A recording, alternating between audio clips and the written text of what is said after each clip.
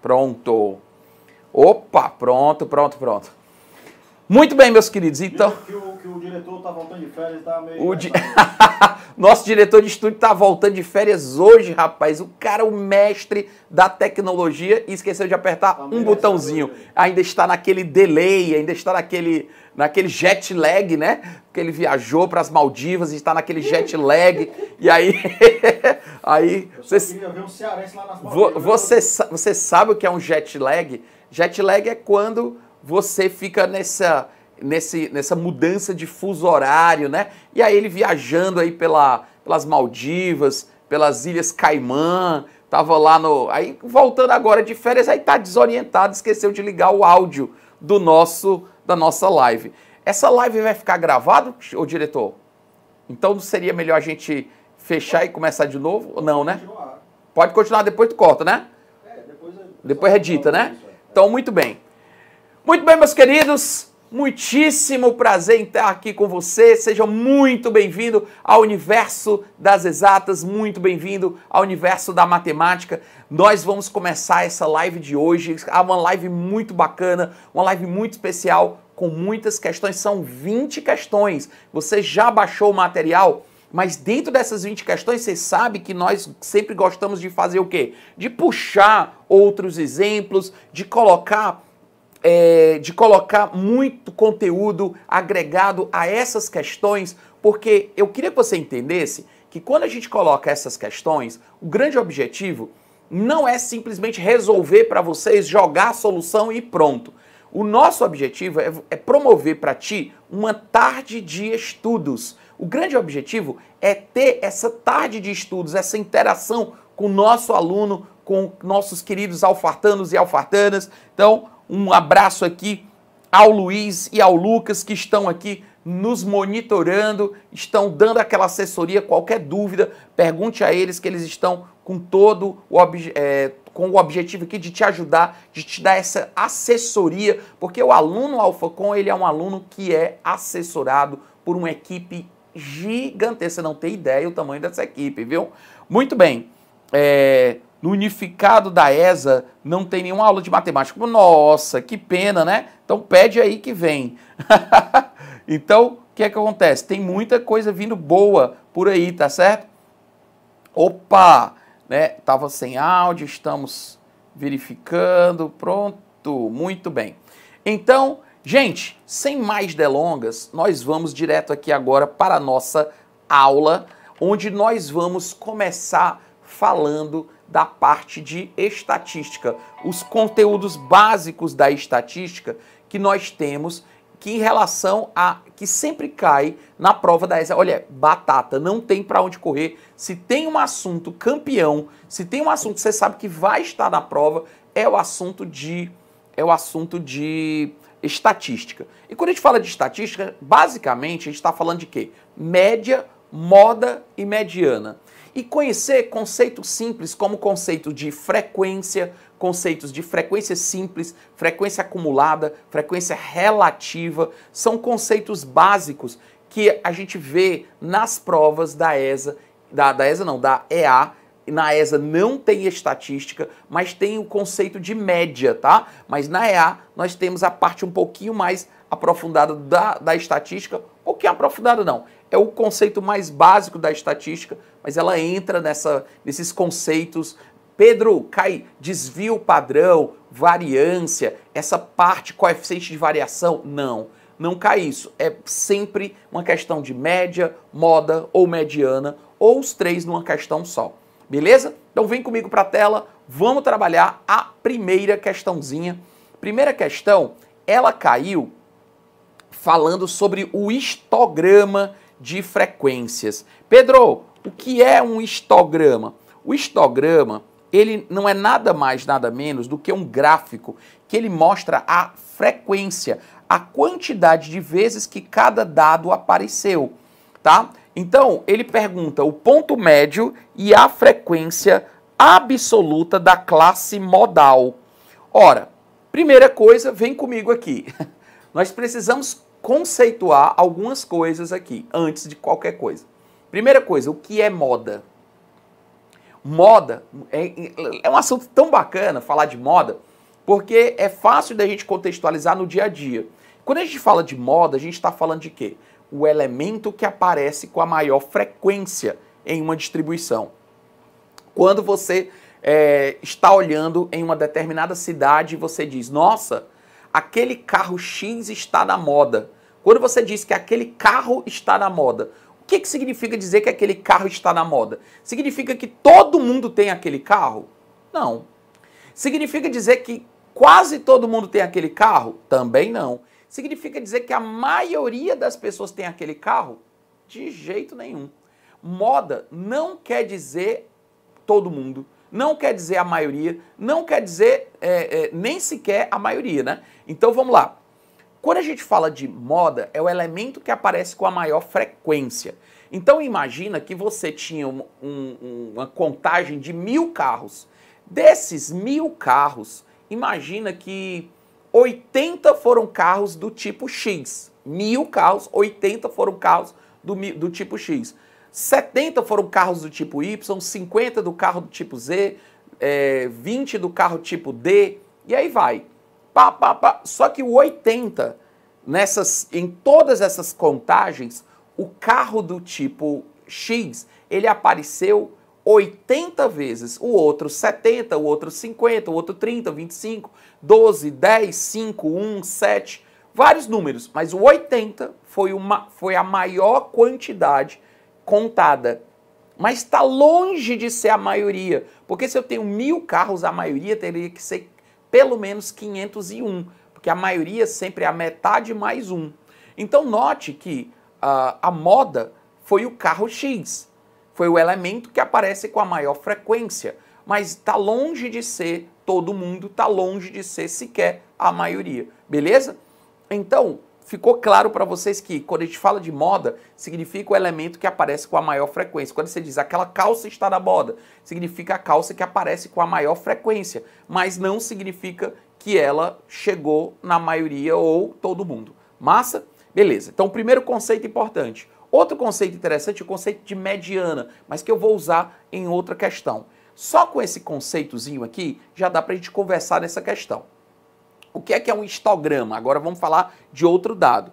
O histograma, ele é um gráfico que ele mostra, tá? Ele mostra a frequência para intervalos de classe. Veja bem, vem comigo aqui nessa questão. Fica muito fácil apontar com essa própria questão. O que esse gráfico está me dizendo? Ele está dizendo que pessoas que tiraram notas entre 3 e 4 foram 2 pessoas em média. Ora, foram 2 pessoas que tiraram notas entre 3 e 4. Veja que aqui ele me dá os limites inferior e o limite superior da classe. Não significa, quando eu digo entre 3 e 4, tem várias notas possíveis aqui. Pode ter gente que tirou 3,1, ou 3,5, ou 3,7, 3,9. Não significa exatamente 3 e 4, tá bom? Quando você diz que 4, esse número 4 que aparece, significa o quê? 4 pessoas tiraram notas entre 4 e 5.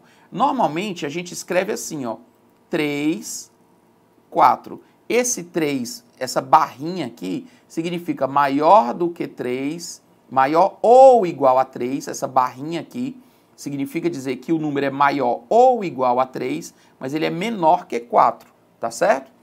Agora esse outro intervalo, ele vai aparecer o quê? Ele vai aparecer entre 4 e 5, ó. Ou seja, maior ou igual a 4, mas menor que 5. Beleza? Então, e aqui vai. 6 pessoas tiraram notas maior ou igual a 5, mas menor que 6. 7 pessoas tiraram notas entre 6 e 7. 6 pessoas tiraram notas entre 7 e 8. 5 pessoas tiraram notas entre 8 e 9 e 3 pessoas tiraram notas entre 9 e 10, beleza? Só que o problema é que fica ruim trabalhar com intervalos de classe. Daí a gente trabalha com o ponto médio da classe. Ou seja, primeira coisa, ele fala da classe modal. O que é a classe modal? É a classe que contém a moda. é a classe que contém a moda. E o que a gente aprendeu que é a moda? O elemento que aparece com a maior frequência. Ora, se é o elemento que aparece com a maior frequência, esse aqui é o quê? É o 7. É a maior frequência. Ah, Pedro, então, se esse é o elemento que aparece com a maior frequência, então quer dizer que a maioria das notas dessa sala de aula foram entre 6 e 7. Então a gente diz o quê? Ele diz o quê? Que a gente considera como se todos os alunos, em média, tirassem 6,5. É como se fosse entre 6 e 7, foram 7 alunos que tiraram nota entre 6 e 7. Pode ter sido 6,1, vem comigo. Pode ter sido um tirou 6,1, o outro tirou 6,3, o outro tirou 6,5, o outro tirou 6,8, 6,8. Pode ter outro 6,8, 6,9. Então pode ter várias notas, 7 notas, que estão entre 6 e 8. Eu nunca vou saber que notas são essas. Nunca. Então o que eu vou fazer? Eu vou estimar que existe a média da classe. Ora, entre 6 e 7, para efeitos de cálculo, se ele pedir para você calcular a média, se você pedir para calcular qualquer outro valor, você vai, a partir de agora, fazer como se fosse o quê? Vem comigo para a tela. É como se fosse, para todos os efeitos, é como se fosse o quê? Duas pessoas tiraram notas 3,5. Como se exatamente eu pego o ponto médio dessa classe, ó. Então você vai pegar como se tivessem 4 pessoas tirassem notas 4,5. Entre 4 e 5 a gente vai colocar a média. 4 mais 5 dividido por 2. Então você vai usar a média da classe, tá certo? Então é como se fosse, a partir de agora, 2 alunos tiraram 3,5, 4 alunos tiraram 4,5, 6 alunos tiraram 5,5, 7 alunos tiraram 6,5, que é a média da classe. Como se 6 alunos tirassem 7,5, 5 alunos tivessem tirado nota exatamente 8,5 e 3 alunos tivessem tirado nota 9,5. Beleza? Então, quando ele diz qual é o ponto médio da frequência absoluta e a frequência absoluta da classe modal, ou seja, a classe modal, a classe que tem a maior frequência, quanto foi o ponto médio? 6,5. Quanto foi a frequência absoluta, ou seja, a frequência da classe? Resposta, item D de bola. Bom, vem comigo. Você percebe essa questãozinha agora da última prova da EA?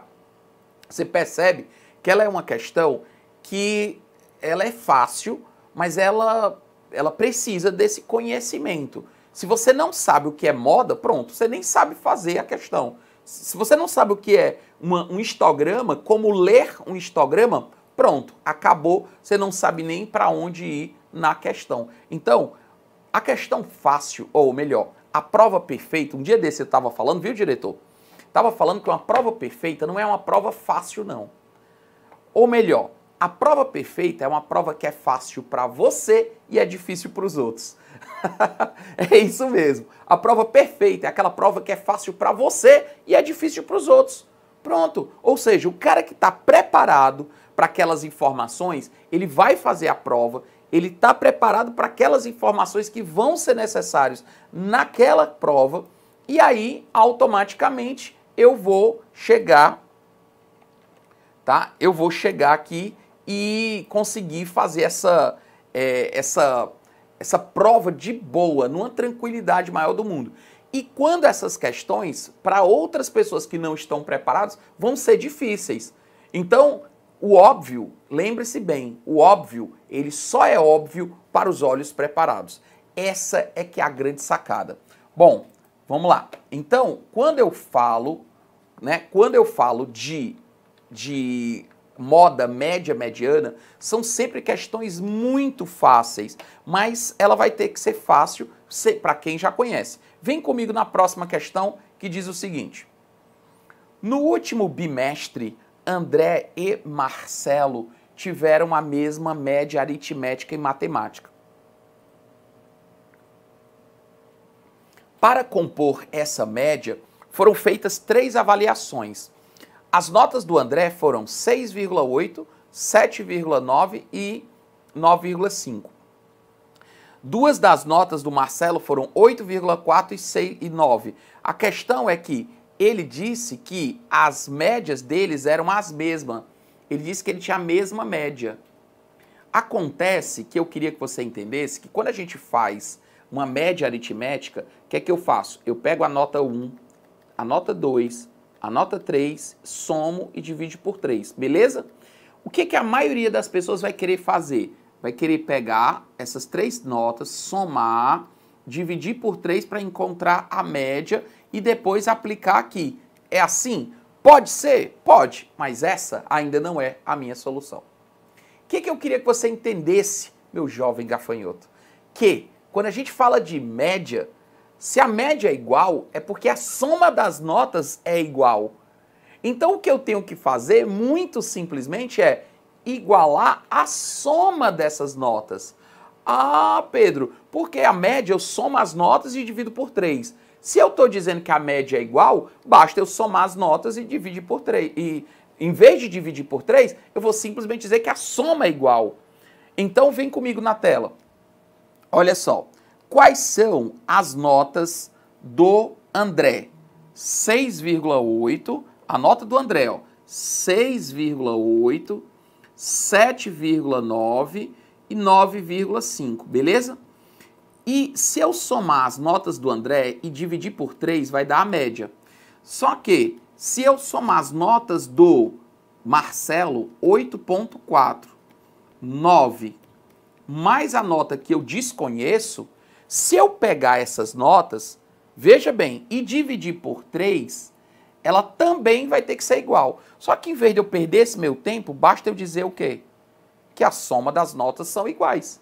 Porque eu vou dividir por 3 de um lado, vou dividir por 3 do outro, tudo bem? Agora vem o truque campeão que eu vou te ensinar para ganhar tempo. Ora, veja bem, aqui tem 9,5 de um lado e do outro lado tem 9, não é?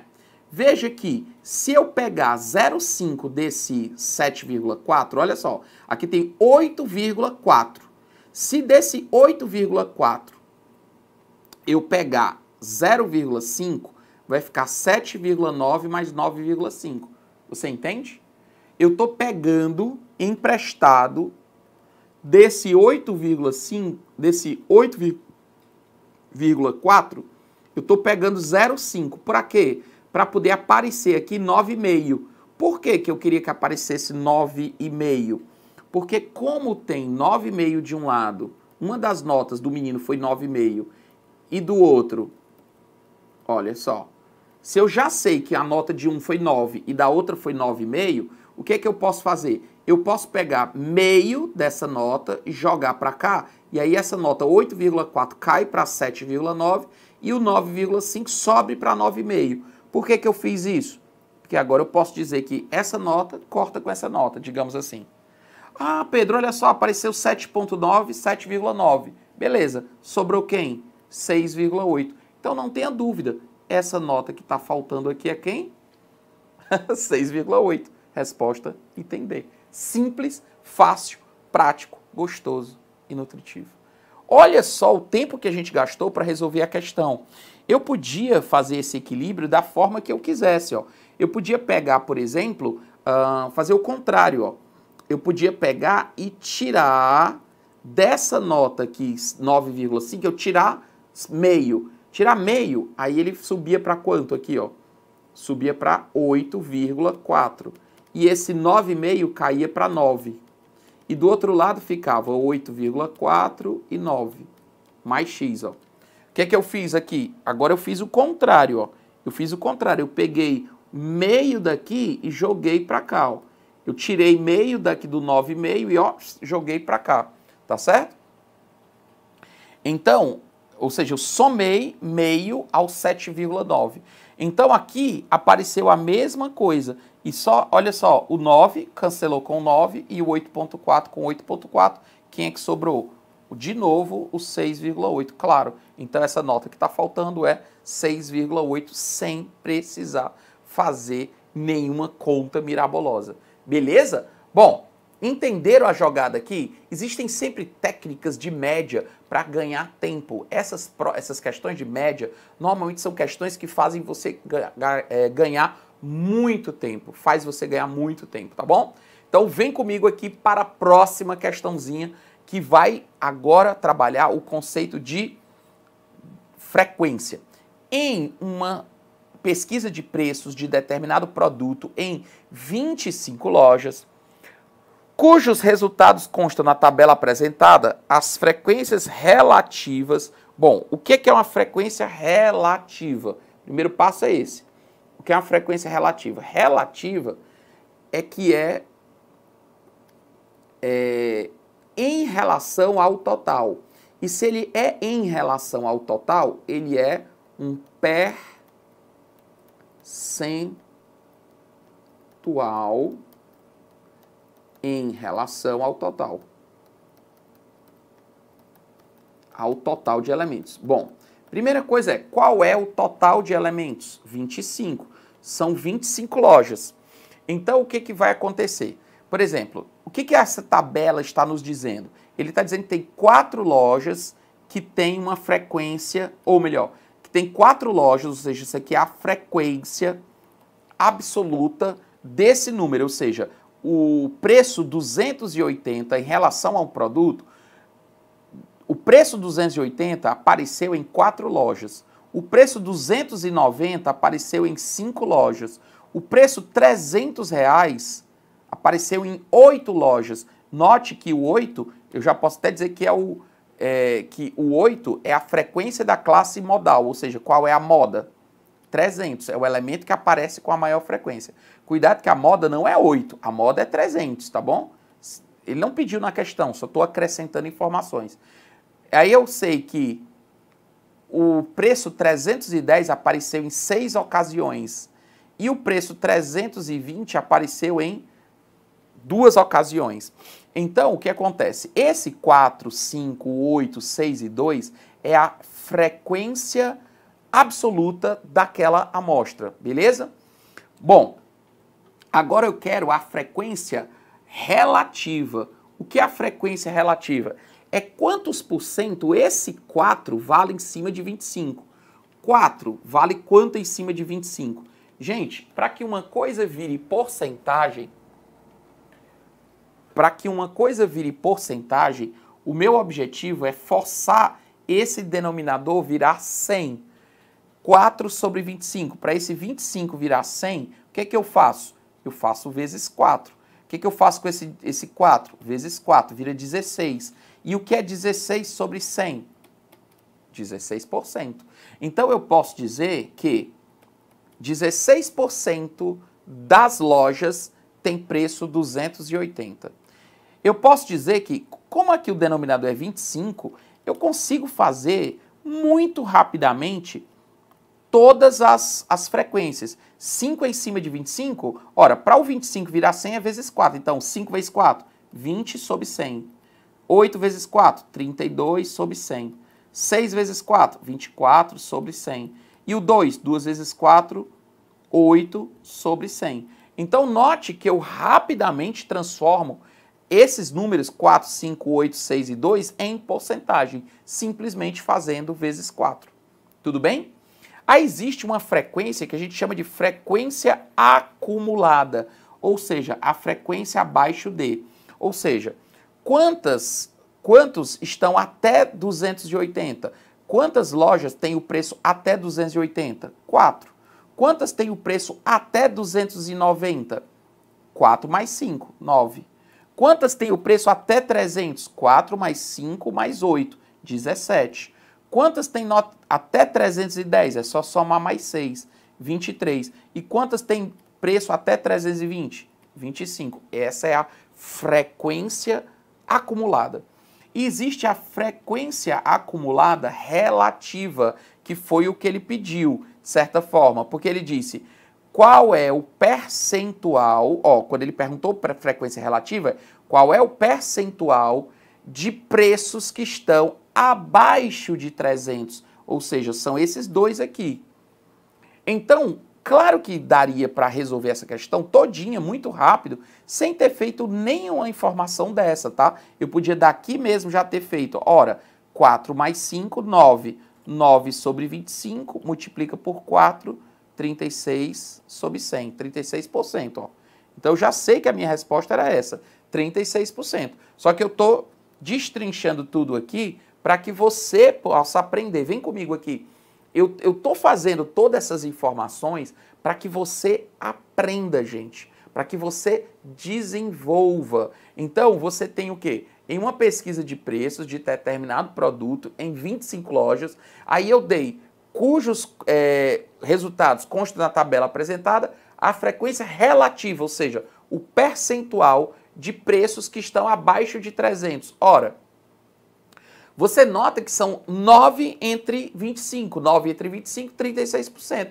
Pronto, já respondi direto. Só que eu estou aproveitando a questão para falar o que é frequência relativa, para falar o que é frequência acumulada, para falar o que é frequência relativa acumulada, para a gente poder nos inteirarmos dos termos. Porque lembre-se, o grande objetivo da gente aqui é estudar, é uma tarde de estudo. Vem comigo. Bom, então, note que a frequência relativa, eu posso dizer que 4 entre 25 são 16%. 9 entre 25, que é a mesma coisa que somar 16 mais 20, 36%, ou 9 sobre 25, 36%. 17 entre 20 vai dar 64%, né? 68%. Aí você tem mais 24%, vai dar 92%. E finalmente mais 8%, 100%. Então, essa é a frequência acumulada. Ó. Fui acumulando esses resultados aqui e eu tive exatamente a coluna da frequência acumulada. Mas o que eu queria deixar em destaque é justamente isso, ó, que essa questão, bastava você ter pegue esses dois valores, porque ele quer abaixo de 300, então ele não quer isso aqui, ó, porque ele quer quantas lojas tem preço abaixo de 300. Qual é o percentual? Então, 9 entre 25 vai dar 36 sobre 100, 36%. Por isso, já posso marcar o item A rapidamente. Massa? Beleza? Vem comigo, então, para a próxima.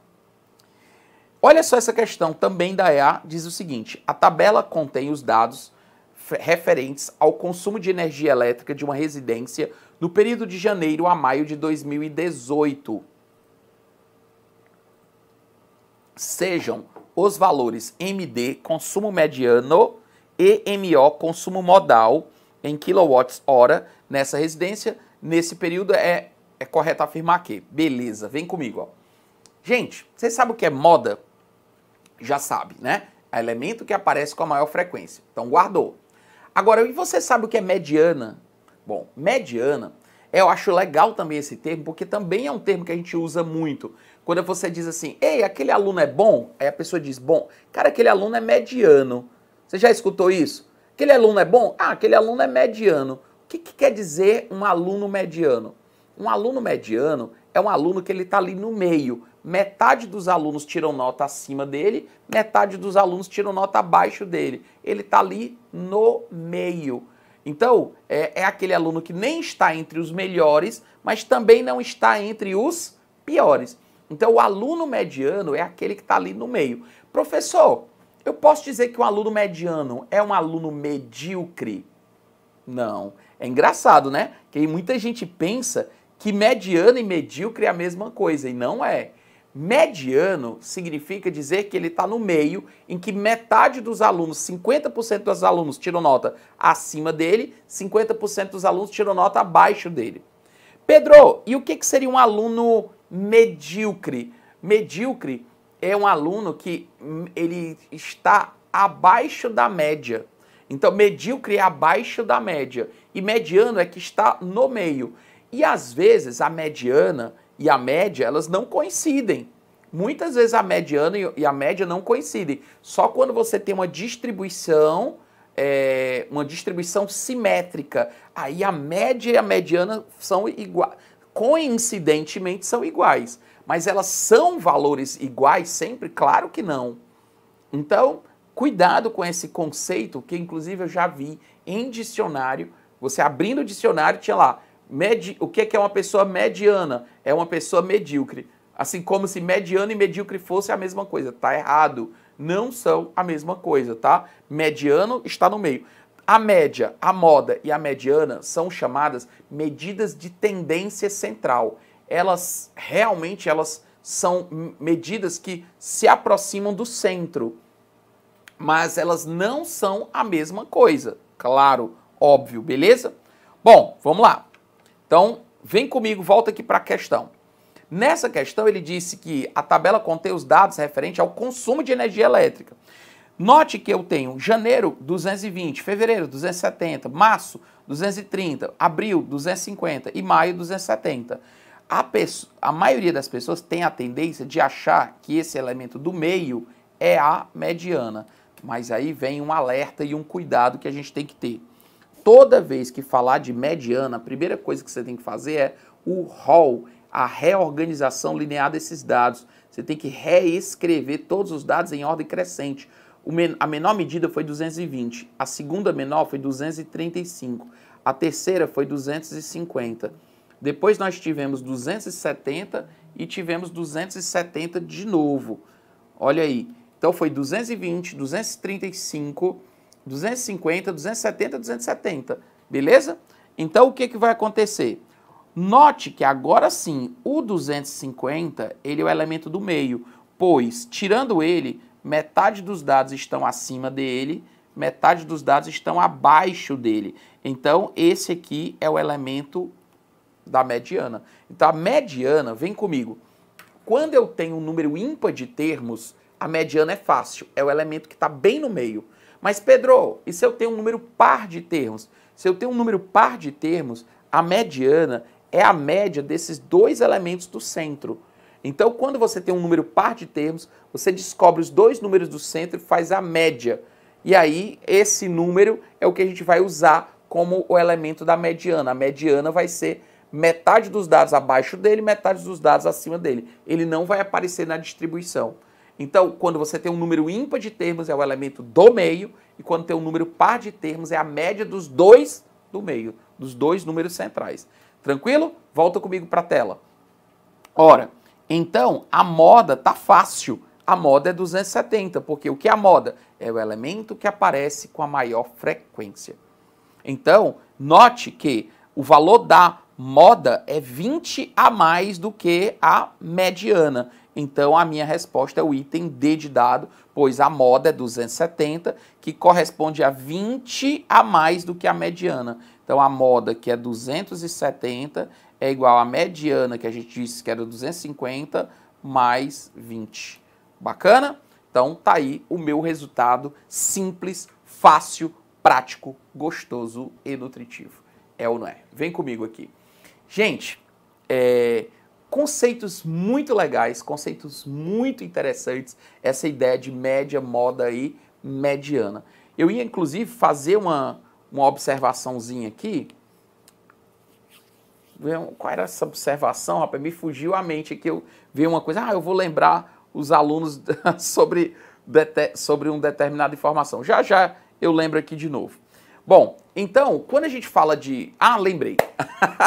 Lembrei. Pedro, é porque na hora que eu estava escrevendo, eu fiquei, vou lembrar os alunos isso aqui. E se não tiver nenhum número repetido? Que é uma pergunta que me fazem, né? Se eu tivesse 220, 235, 250, 270, 280, nenhum número foi repetido. Quem é a moda? Não tem moda. É uma distribuição amodal.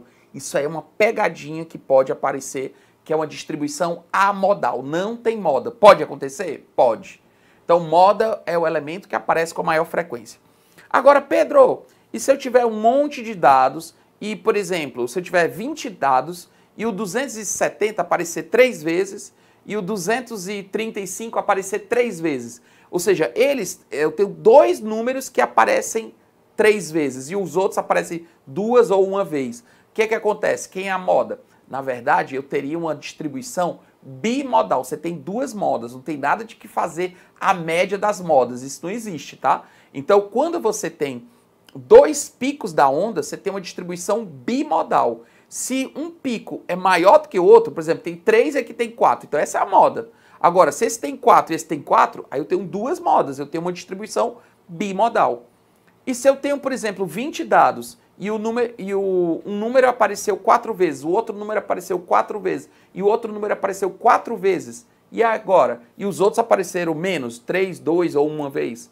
Eu tenho uma distribuição multimodal, eu tenho várias modas, tá certo? Então, multimodal. E ainda tem uma outra pegadinha, isso é muito improvável cair em prova da EA, mas a título de curiosidade. Seria o quê? Se você tivesse, por exemplo, numa questão, 2 números 220, 2 números 270, 2 números 235, 2 números 250. Todos apareceram 2 vezes. E agora? Quem é a moda? É multimodal? Não, é amodal. Não tem moda, porque ninguém se destacou. Mesmo que todo mundo se repita, mas ninguém se repetiu mais, nem ninguém se repetiu menos, então eu tenho uma distribuição sem moda. É amodal também, tá certo? Se você tem 20 pessoas, e aí eu digo as idades das pessoas, tem 5 pessoas com 18 anos, tem 5 pessoas com 20, tem 5 pessoas com 25 e tem 5 pessoas com 27. Qual é a moda? Não tem moda. Ninguém se destacou. Nenhum valor se destacou em relação ao outro. Bacana? Muito bem. Agora nós vamos entrar em outro assunto, que é o assunto de PA e PG. Ainda vamos nessa aula trabalhar, além de PA e PG, nós vamos trabalhar geometria plana, que é um assunto muito bacana, e vamos trabalhar também trigonometria. Então, vem com a gente que ainda tem muita coisa boa. Vamos para a próxima questão. Em uma PA, cuja razão é igual ao seu primeiro termo, olha aí, ele já disse que a razão era igual ao primeiro termo. O que ele quis dizer com isso? Que o primeiro termo é igual a R. Gente, só por curiosidade, você sabia que esse R não é R de razão? É R de resto. Se você pegar o A3 menos o A1, ou o A3 menos o A2, ó, dois números seguidos dá resto R. Se você pegar o A4 menos o A3, você dá resto R. É por isso que lá na PG, quando você pega o A3 dividido pelo A2, você tem quociente Q. Por isso que lá na PG, a razão é a letra Q de quociente, e assim como na matemática, é R de resto e não R de razão. Tá? Por isso que o R aqui acaba coincidindo com a palavra razão. Então, só uma curiosidade. Aí ele fala que o A3 mais o A7 é igual a 5. Ora, aqui eu consigo montar muito rapidamente uma equação. Quem é o A3? O A3 é simples, é o A1 mais 2R. Ora, porque eu sempre sei que qualquer termo de uma PA é o A1 mais N-1 vezes a razão, o termo geral da PA. E quem é o A7? É o A1 mais 6R. Então, se eu quero, por exemplo, o A10, eu posso escrever A1 mais, do 1 para o 10, faltam 9 termos, por isso que é 9R. Pedro, então peraí, se eu colocar aqui A4, então eu posso escrever aqui 6R? Pode, porque do 4 para o 6 do 4 para o 10 faltam 6 vezes a razão que eu preciso somar. Então eu posso, na verdade, escrever qualquer termo em função de qualquer outro termo. Não é preciso que eu escreva em função do A1. Nesse caso, é porque eu sei que o A1 é igual à razão. Então o A3 é o A1 mais 2R e o A7 é o A1 mais 6R. E todo mundo é igual a 5. Então quem é o A1? R. O A1, R. Então aqui eu tenho R mais 2R dá 3R, mais R dá 4R, mais 6R dá 10R. Então aqui eu tenho 10R igual a 5. Portanto, o R é 5 dividido por 10. E quanto é 5 dividido por 10? 0,5. Tá aí a nossa questão. Muito bonitinha. Questão número... primeira questão de progressão aritmética. Massa, né? Bom, essa questão de progressão geométrica. É interessante, vem comigo aqui. Se você pegar provas, por exemplo, da ESA, é um pouco incomum cair questões de progressão geométrica. Cai mais questão de progressão aritmética. Mas progressão geométrica é um assunto que, por exemplo, a EA já gosta. Então, tem umas coisinhas que a progressão geométrica acaba caindo menos do que progressão aritmética. Por quê? Porque a progressão aritmética eu tenho como explorar questões muito mais difíceis com progressão aritmética. Ah, professor, pois eu acho progressão geométrica mais difícil. Pois é justamente por os cálculos serem um pouquinho mais difíceis que é mais difícil da gente explorar questões mais complexas. Então as questões acabam sendo muito simples. Então, por conta dos cálculos serem fáceis. Vem comigo então. Em uma progressão geométrica, o primeiro termo é 1 e a razão é 1/2. Qual é a soma dos 7 primeiros termos dessa PG?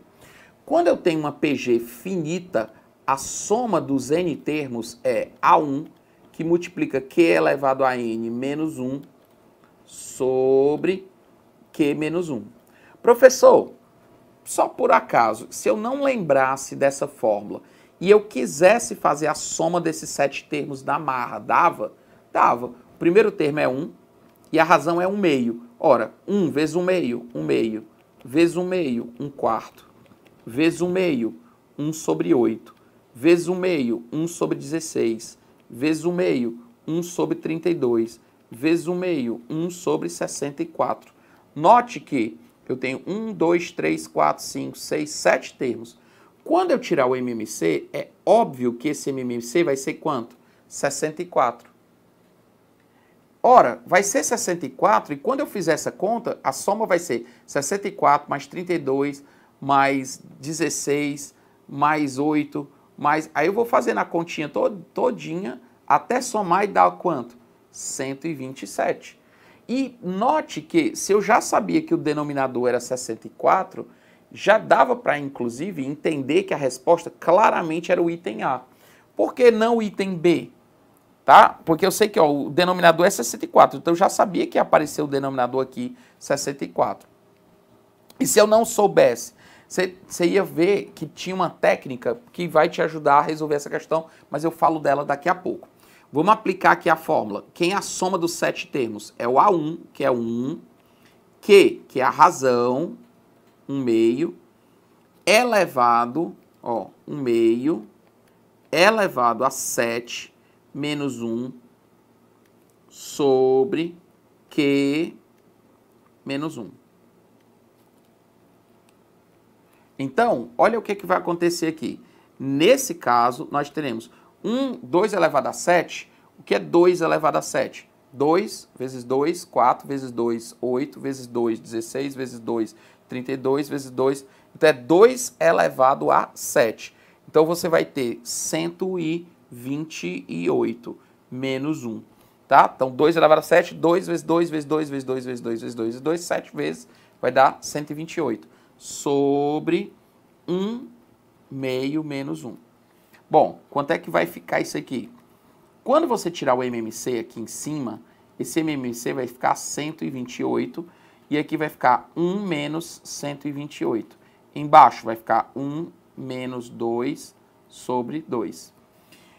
Resolvendo isso aqui, nós vamos ter aqui 1 menos 128 vai dar menos 127 sobre 128. Repete o primeiro e inverte o segundo. Quando eu inverter o segundo, esse 1 menos 1/2 vai acabar ficando 2 sobre 1.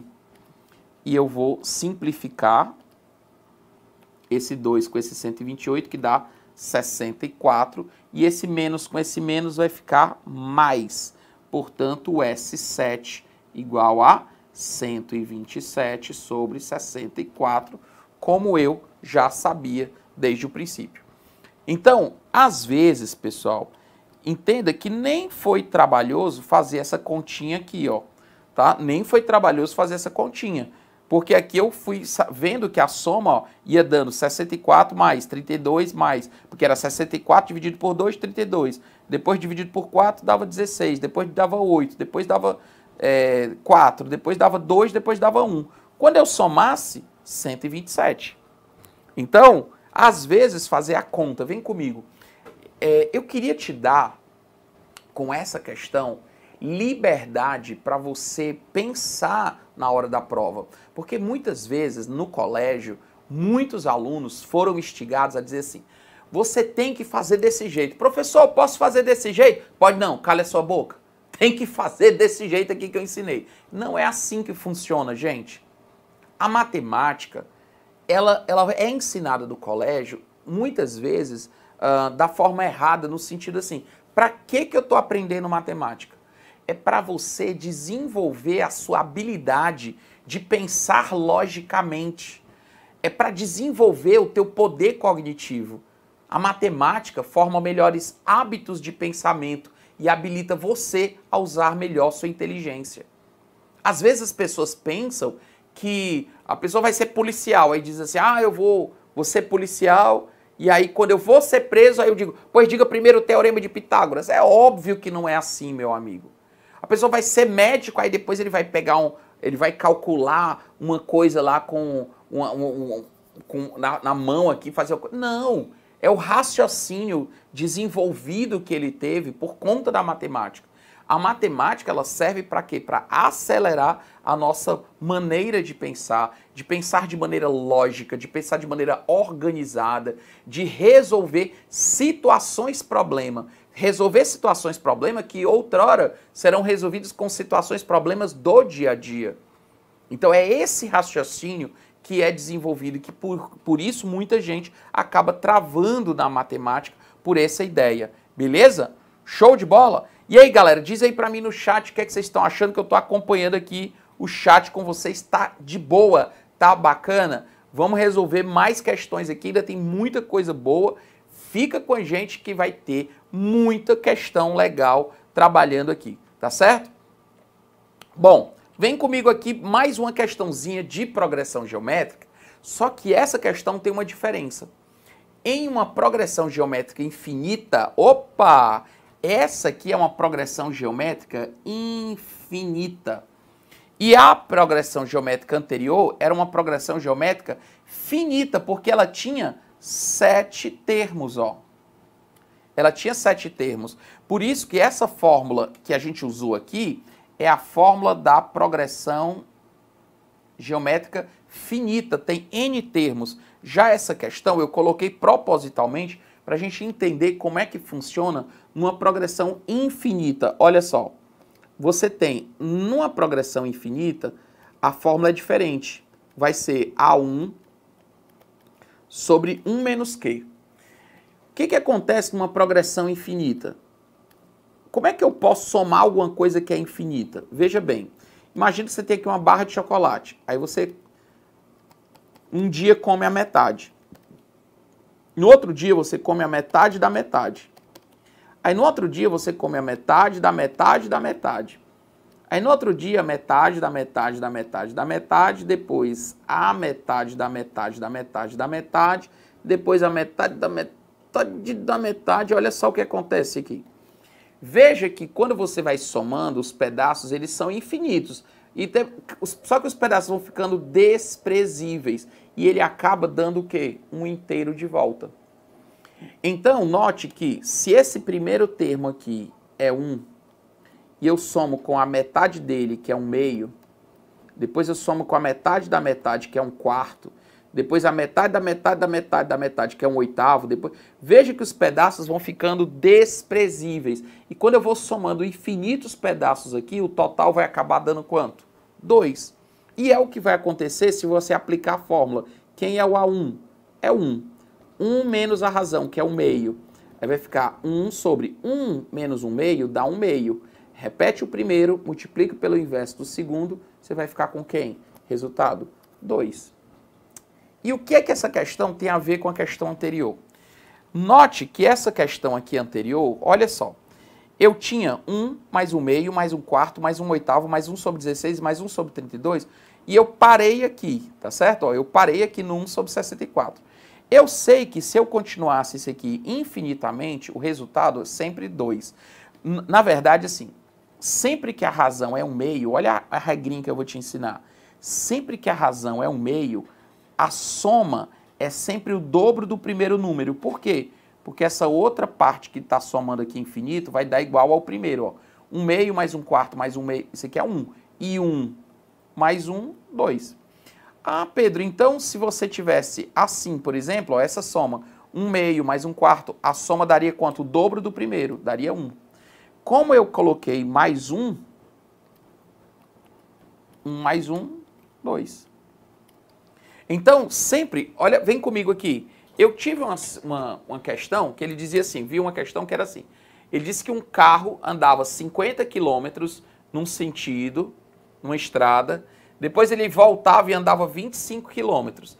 Depois ele voltava e andava até a metade, ou seja, 12,5. Depois voltava, andava metade da metade, ó. Depois a metade, depois a metade, e aí ficava só, até que o carro ficava depois só balançando. Então ele andava 50 quilômetros, depois ele andava 25, depois ele andava 12,5, depois ele andava 6,25 e aí vai. Metade, metade, metade, metade, metade, metade, indo e voltando, indo e voltando. No final das contas, quantos quilômetros ele acabava andando? Tá? Não era se deslocando, porque se fosse deslocando, aí ele tinha que ver até aqui, ó.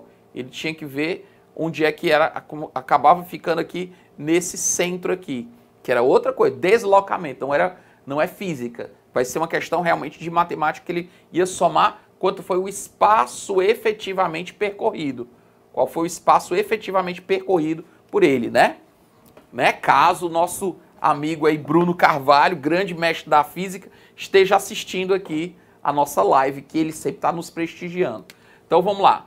50 mais 25, mas se eu vou somar isso aqui, é uma PG infinita. Qual foi a regra que eu dei? Sempre quando você tem uma PG infinita, que a soma, que a razão é 1 meio, ó, metade, metade, a soma é sempre o dobro do primeiro.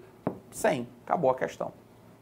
Então você não precisa nem aplicar na fórmula. Claro que esse resultado sempre vai dar o dobro do primeiro. Porque é exatamente que a soma desses números aqui ia acabar dando essa soma. Então, voltando para a questão.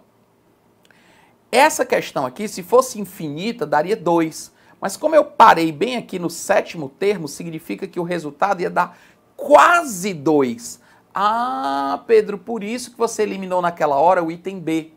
Por quê? Porque eu sei que, somando isso, o denominador ia dar 64. Já sei de cara, porque aqui o denominador é 64. E sei também outra coisa, que essa soma tinha que dar quase igual a 2. Quase igual a 2. Então esse número, se fosse 128 sobre 64, daria 2. Mas é 127 sobre 64. Note que aqui, se o denominador fosse 32, 63 sobre 32 também está muito próximo de 2. E 57 sobre 32 não, já está longe de 2. Ó. Então, de cara, já dava para também a gente ter essa noção do item que a gente tinha para marcar. Então, sempre que você tem uma PG infinita, a soma dos termos é o dobro do primeiro quando eu tenho razão 1 meio. Massa? Bacana? Vem comigo. Bom, então a gente tem uma série de questões que são bem legais, fáceis da gente entender. Note essa questão fácil que caiu na prova de 2020 da EA. Vem comigo. Ele diz que 1 sobre x era o oitavo termo da PG tal. Então, o valor de x ele tem uma PG que o primeiro termo é 9, depois ele vem 3, depois vem 1. O que está acontecendo aqui? Está dividindo por 3. Quando a gente diz dividindo por 3, na PG, na verdade, você está multiplicando por 1/3. Porque na PG é sempre uma multiplicação. A gente diz dividido por 3, dividido por 3. Na verdade, o que você está fazendo é vezes 1/3. E se eu continuar esse vezes 1/3, vai dar 1/3. Vezes 1/3, 1/9. Vezes 1/3, 1 sobre 27. Vezes 1/3, 1 sobre 81. Ele quer o oitavo. 1, 2, 3, 4, 5, 6, 7 é o próximo. Vezes 1/3, 243. Quando a gente multiplica por 1/3, é como se a gente tivesse... Se a gente tem 9 e multiplica por 1/3, é como se eu estivesse multiplicando por 1 em cima e multiplicando por 3 embaixo. É isso aí que está acontecendo. Ó. Multiplicar por 1/3 é como se eu multiplicasse por 1 em cima e vezes 3 embaixo. Aí, no caso aqui, vai dar 3. Se eu multiplicar vezes 1/3, cancela. Se eu multiplico vezes 1/3, vai dar o próprio 1/3. Se eu multiplico vezes 1/3, é como se eu multiplicasse por 1 em cima e vezes 3 embaixo. Por isso que é como se eu estivesse só fazendo vezes 3, vezes 3, vezes 3, vezes 3 embaixo. Como ele disse que o 8º termo, agora presta atenção no final da questão. Ele disse que o 8º termo da minha sequência, o 8º termo, ele seria 1 sobre x. Mas como esse 1 sobre x é 1 sobre 243, então é porque esse meu termo que ele quer, esse x que ele está pedindo é 243. Muito bacana, questãozinha bem fácil, mas ela é fácil principalmente para a gente que está preparado, né? Bom, agora nós vamos começar a série de questões de geometria. Cara, geometria tem sempre muita dica legal. E essa primeira questão de geometria, por incrível que pareça, nós vamos criar um paralelo com relação à parte de... vamos colocar aqui uma observação, que é o seguinte, se você tem, olha só que interessante aqui, se você tem aqui duas retas paralelas, e eu dividi isso aqui em 1, 2, 3, 4, 5 pedaços, e esse pedaço aqui eu também divido em 5 pedaços. O que que acontece? Se eu pegar e fizer assim, ó, colocar retas paralelas aqui assim, ó, o que que vai acontecer? Esses 5 pedaços aqui, eles são todos iguais. E esses 5 pedaços aqui são todos iguais. Até aí, tudo bem, nenhuma novidade, né? Só que o que eu queria que você soubesse é que essas medidas aqui, elas vão formando uma PA. Olha que interessante. Então, aqui você teria uma medida, digamos assim, se esse aqui fosse um elemento x, esse aqui é x mais uma razão, esse aqui é x mais 2r, esse aqui é x mais 3r, esse aqui é x mais 4r e esse aqui é x mais 5r.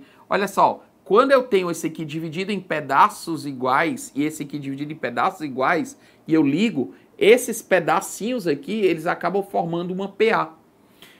E se é uma PA, outra coisa, sempre que eu tenho uma PA de 3 termos, A, B, C, sempre esse termo do meio, agora vamos misturar um pouquinho com a parte de estatística. Esse termo do meio é a média aritmética desses dois da ponta, ó, A mais C sobre 2. Sempre esse número do meio é a média desses dois. Caramba, Pedro, que legal isso aqui. Então significa o quê? Olha só. Que se eu tivesse te dado aqui, por exemplo, só duas medidas, por exemplo, vamos imaginar que eu dissesse que esse pedaço aqui vale 30 e eu dissesse que esse pedaço aqui vale 40. Quanto é que valem os outros pedaços? Dá para descobrir? Dá. Veja bem, se esse é 30 e esse 40, esse aqui está bem no meio. Então 30 mais 40, 70 dividido por 2. Esse aqui vale quanto? 35. Mas note que se esse é 30... esse é 35, esse é 40, eu já sei que a razão é 5, ó. 5 mais 5 mais 5, então não tenha dúvida. Esse aqui é 45, 50, 55. Caramba, que massa isso aí. Isso aqui é um detalhezinho que pouca gente sabe e que é super fácil de aplicar e útil. Vem comigo aqui nessa questão da EA 2020 agora. No hexágono, ele não disse que é um hexágono regular, um hexágono qualquer. Em um hexágono A, B, C, D, E, G, H, I, J são respectivamente os pontos médios, ó.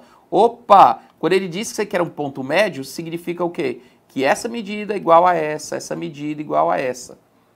Opa! Então, aplicando exatamente o que você falou, se aqui é x e aqui é 2x, não tenha dúvida nenhuma que esse aqui do meio é só somar. X mais 2x, 3x, dividido por 2, 1,5.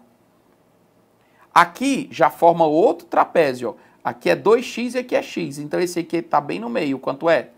1,5x, porque essa medida é igual a essa medida é igual a essa. Então, acaba fazendo com que eu rapidamente entenda que esse pedaço é exatamente a média desses dois da ponta. Ó, aqui é 2 e aqui é x, então no meio fica 1,5x. E o que ele pede na questão? Se AB, FC e DE são todos paralelos, então GH, que a gente descobriu que é um meio, e IJ, que a gente descobriu que é um meio, somando, são iguais a quem? 3x, claro. 1,5x mais 1,5x, 3x. E essa questão que aparentava uma questão difícil, questão super fácil, rápida mesmo, apenas com essa técnicazinha que a gente passou para vocês. Massa? Beleza? Bom, então vamos lá, vamos participar. Quero saber como é que tá aí. A dica tá bacana, ainda vem umas dicas muito legais. Nós vamos falar, essa dicasinha aqui da escadinha foi muito top, né?